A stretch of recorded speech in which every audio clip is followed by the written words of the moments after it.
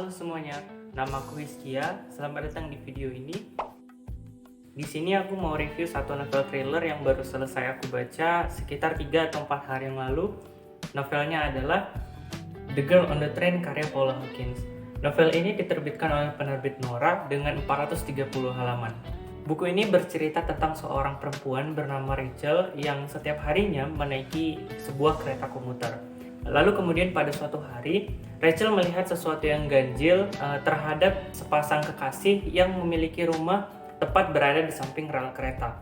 Keesokan harinya, setelah melihat kejadian ganjil tersebut, salah satu dari pasangan tersebut dikabarkan menghilang dan Rachel berusaha untuk membantu penelusuran polisi. Buku ini diceritakan lewat perspektif orang pertama.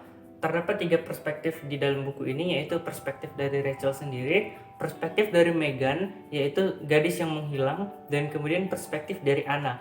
Anna sendiri adalah istri dari mantan suami Rachel. Jadi di buku ini, Rachel digambarkan sebagai karakter yang pemabuk, alkoholik, yang cenderung melupakan hal-hal yang dilakukannya ketika mabuk.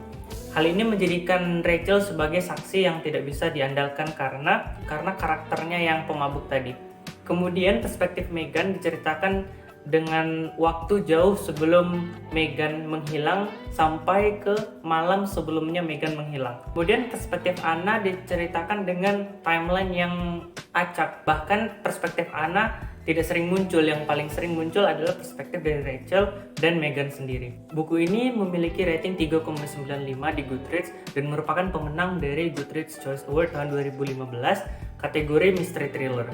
Nah, jadi karena hype-nya buku ini dulu, aku jadi tertarik untuk bacanya dan punya harapan lebih gitu karena banyak orang yang membandingkan buku ini dengan Gone Girl karya Gillian Flynn, dan review orang-orang di Goodreads bilang kalau buku ini lebih seru, lebih beralur cepat ketimbang Gone Girl. Jadi itu yang bikin aku penasaran, dan sayangnya buku ini bisa dibilang menjatuhkan harapan aku karena banyak hal-hal yang nggak aku sukai dari buku ini.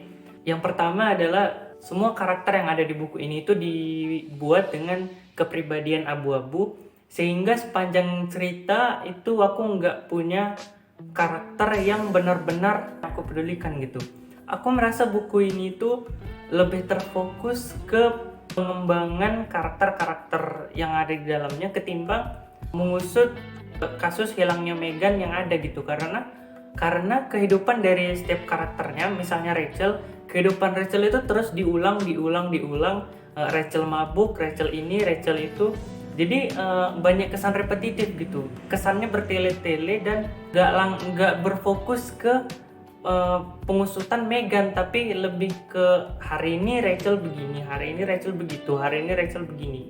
Perspektif Anna sendiri itu kan munculnya jarang-jarang ya, bisa dihitung jari perspektif Anna munculnya kapan, dan aku merasa perspektif Anna itu kurang berguna di cerita ini gitu, karena perspektif Anna hanya menceritakan tentang hal-hal yang sebenarnya nggak perlu gitu, nggak perlu ada dan nggak membantu di pengusutan hilangnya Megan. Aku merasa lebih menarik kalau misalnya perspektif Anna digantikan oleh perspektif polisi. Itu menurut aku bakal lebih menarik ketimbang perspektif Anna yang nggak ada membantu ke pengusutan kasus yang ada. Di akhir buku ini ada plot twist yang mana menurut aku plot twistnya itu aku sendiri udah nebak dari sekitar 40-50% dari buku ini. Jadi setelah tahu plot twistnya kayak nggak ada yang berkesan gitu, kayak oh ya udah, karena udah ketebak dari awal-awal buku ini, dan buku ini berusaha untuk mengecoh pembaca supaya nggak ketebak, tapi pengecoh-pengecohnya kurang kuat gitu, kayak tetap aja bikin kita itu bisa nebak twist yang di akhir gitu, dan itu bikin aku terasa biasa aja gitu ketika plot twistnya diungkapkan. Kemudian untuk ending buku ini sendiri, aku nggak ada ngerasa sesuatu yang misalnya senang atau sedih atau kecewa atau lega setelah baca ending dari buku ini, karena endingnya terasa flat aja gitu. Jadi sepanjang aku baca buku ini dari awal sampai akhir, nggak ada pengalaman thrilling yang aku cari di buku thriller gitu. Semuanya serba flat, malah cenderung bosan karena banyak kehidupan yang diulang-ulang dan ada kesan repetitif tadi, aku merasa buku ini tuh kurang cocok untuk aku baca, dan sayangnya rating aku untuk buku ini itu adalah 2 dari 5 bintang. Terima kasih untuk teman-teman yang udah nonton video review ini dari awal sampai akhir. Nanti aku review buku thriller lagi. Sampai ketemu di video selanjutnya.